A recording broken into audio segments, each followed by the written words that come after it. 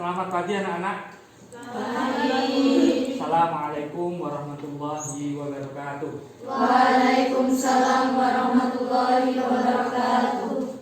Untuk memulai pelajaran pada hari ini, marilah kita berdoa agar apa yang kita pelajari nanti itu bermanfaat dalam kehidupan sehari-hari kita. Untuk doa akan dipimpin oleh Yunda Pratiwi. Kita berdoa mulai. Bismillahirrahmanirrahim. Asyhadu an la ilaha illallah. Amin. Baik, kita absen dulu. Aisyah Adlin Nafi'ah, Amirah, hadir semua ya? Alhamdulillah, berarti sehat semua. Itu kita syukuri dengan membaca dalam bersama. Alhamdulillahirrabbilalamin. Agar kita teringat kembali pelajaran kemarin, coba Bapak ingin tahu kemarin kan pelajaran apa? Perawatan Jenazah. Ada berapa langkah dalam merawat jenazah? 4. Apa saja, Amirah? Dalam praktek sholat jenazah ada 4, yaitu memandikan, mengafani, menyolatkan, dan menguburkan. Terima kasih, Amirah ya. Nah, kemudian ada yang mungkin menjelaskan lebih detail dia bagaimana tata cara sholatnya? 4 kali takbir. 4 kali. Takbir. Kemudian takbir pertama membaca. Setelah itu melakukan takbir kedua, lalu membaca sholawat. Takbir ketiga. Doa untuk jenazah. Nah, baik, untuk Amirah dan dia kita beri aplaus ya. Karena sudah menyiapkan kembali materi kita tentang jenazah. Nah, selanjutnya kita akan mempelajari khutbah, tabligh, dan dakwah. Kita pada pembelajaran kali ini akan menerapkan problem basic learning. Apa itu problem basic learning? Nanti Bapak menjelaskan materi terlebih dahulu, kemudian akan menunjukkan kalian video tentang permasalahan yang kita hadapi di dalam dakwah masa kini. Adapun setelah itu, setelah belajar ini tujuannya apa? Yang pertama, kalian bisa menerapkan khutbah, dakwah, dan tabligh sesuai syariat Islam. Yang kedua, menganalisis dalil tentang khutbah, dakwah, dan tabligh. Yang ketiga, itu membandingkan, membedakan antara khutbah, dakwah, dan tabligh. Kenapa itu perlu? Kita lihat masa sekarang itu banyak sekali orang itu tidak memahami tata cara berdakwah, khutbah, dan tabligh dengan baik. Padahal Islam itu telah menetapkan cara-caranya. Nah, itu agar pesan kita itu tersampaikan dengan baik, maka kita juga harus mematuhi rambu-rambu syariat. Siapa tahu nanti dari kalian itu ada yang menjadi da'iyah atau da'i. Ya toh? Loh, masing-masing kita itu punya kewajiban dakwah, mengajak orang lain kepada kebaikan, kepada jalannya Allah. Tapi caranya juga harus diperhatikan. Nanti itu kita akan belajar tata caranya itu di pelajaran ini. Tetap semangat ya. Semangat. Siapkan buku kalian ya, kalau enggak LKPD kalian. Bapak nanti akan menjelaskan materi. Nanti informasi-informasi yang penting dari materi itu dicatat. Tujuannya nanti untuk menganalisis, memecahkan masalah yang Bapak tampilkan dalam video. Itu ya. Jadi tolong diperhatikan. Ini Bapak akan menyampaikan materi terkait dengan khutbah dan prinsip dakwah.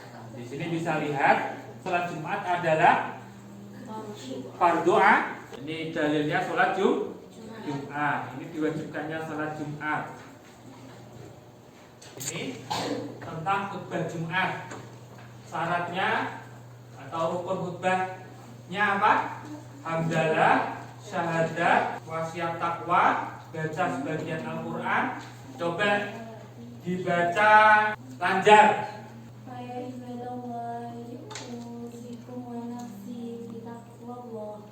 Kemudian apa itu dakwah? Berarti seruan. Ayo dicatat, jangan lupa ya informasi-informasi penting.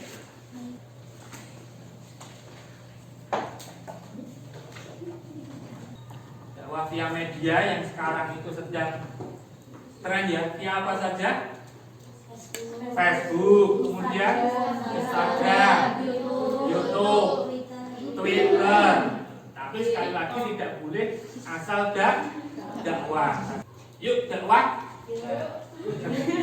Sudah mempelajari materi, Bapak akan menunjukkan video, tolong diperhatikan dengan seksama. Bapak ingin pendapat kalian, menurut Anda itu dakwah seperti itu bagaimana? Setuju karena apa? Kalau tidak setuju karena apa? Nanti untuk jawaban itu nanti kita akan membentuk kelompok. Matamu bicara jancuk jalan kemudiannya. Rasulullah nggak pernah makan dada. Matamu bicara. Ustaz kok ngomongnya kasar, Nabi Muhammad saja nggak pernah kasar. Nggak masalah, matamu bicara.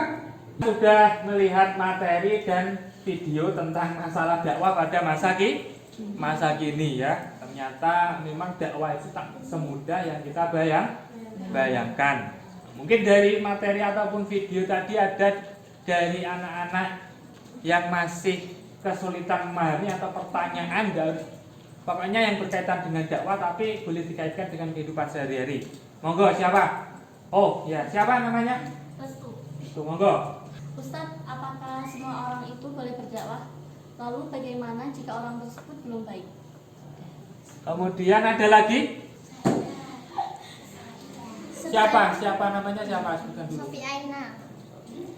Sebenarnya kajian ilmiah seperti seminar dan lain-lain itu termasuk dakwah bukan?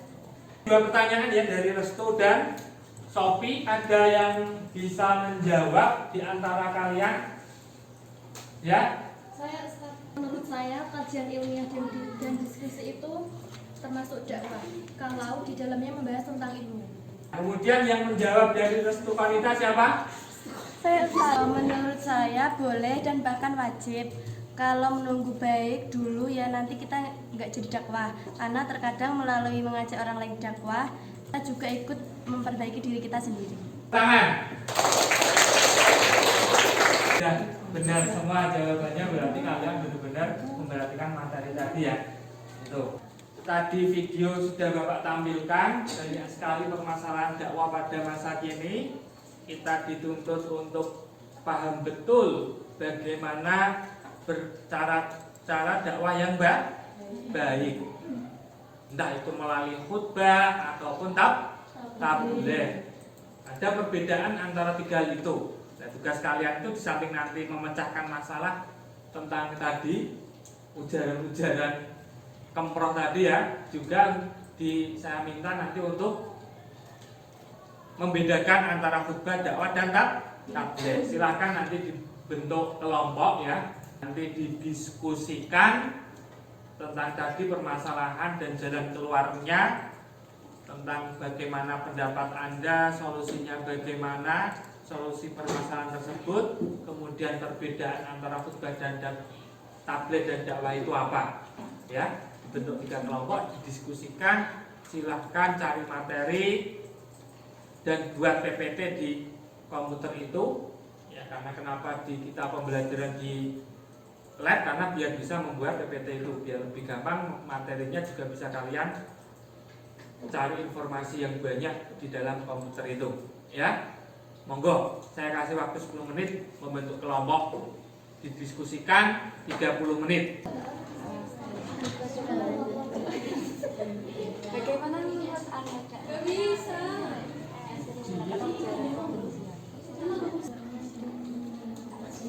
Yang aktif ya, itu materinya didalami sebaik mungkin, sama saya nilai keaktifan kalian. Video yang ditambahkan Ustaz tadi itu nggak sesuai sama surat An-Nahl tentang prinsip dakwah, yaitu hikmah mau'izah hasanah. Mau'izah hasanah kan perkataan yang baik. Kata-katanya kasar. Sudah jadi semua ya?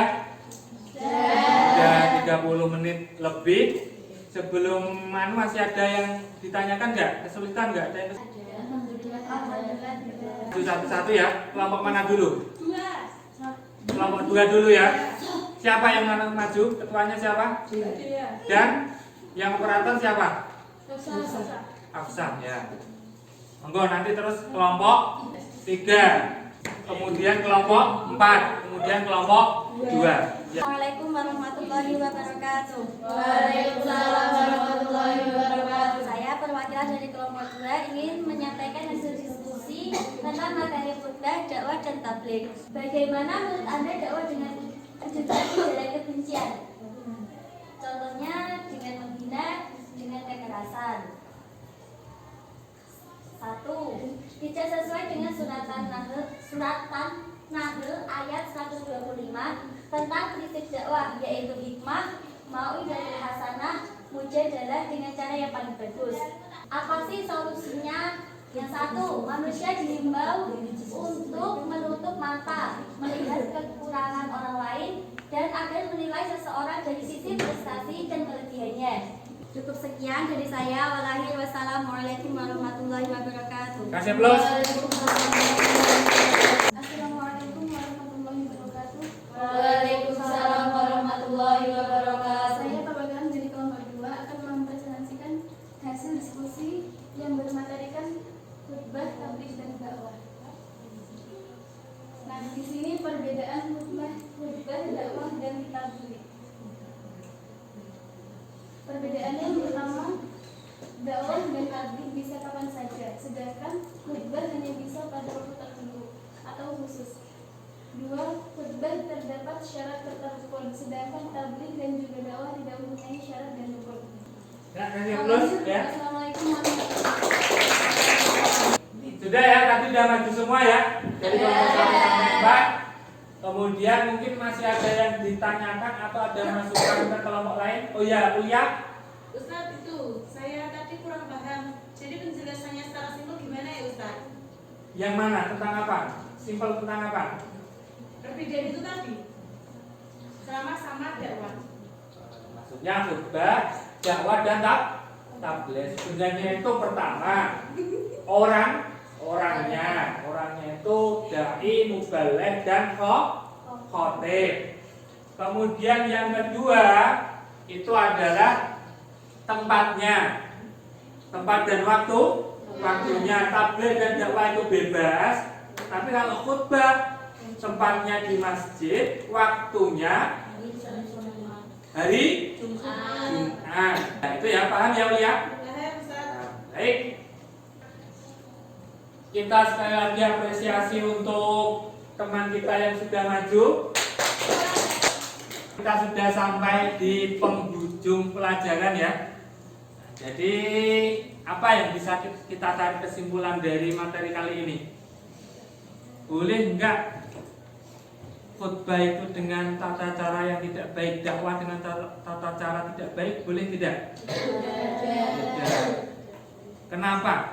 Tidak sopan. Tidak sopan, tidak sesuai dengan surat apa namanya? Ayat berapa tadi? 125. Mantap. Yang intinya 3 ya. Dakwah itu apa? Mau itu rasanya itu apa? Nasihat yang baik. Kemudian mujadalah itu apa? Kemudian hikmah itu apa? Hikmah ya hikmah memberikan contoh yang baik. Belakangan ini banyak yang tidak menerapkan tata cara tersebut, sehingga dakwahnya itu banyak ditolak oleh kalangan masyarakat. Kan kita itu menyampaikan kalau dari hati itu akan sampai ke hati, tapi kalau dari kebencian yang ada cuma akan kebencian. Kemudian untuk tugas minggu depan, saya pengen Anda sekalian membuat contoh, karena Putri nggak ada yang khutbah, contoh pidato. Setuju? Setuju. Nanti presentasinya beberapa ini tadi sudah Bapak nilai ya. Jadi kalau mau yang ada diperbaiki monggo. Saya tunggu sampai pertemuan minggu depan. Lebihnya saya tidak menerima tugas lagi. Itu yang dapat kami sampaikan. Kurang lebihnya mohon maaf. Kita tutup dengan doa kafaratul majlis.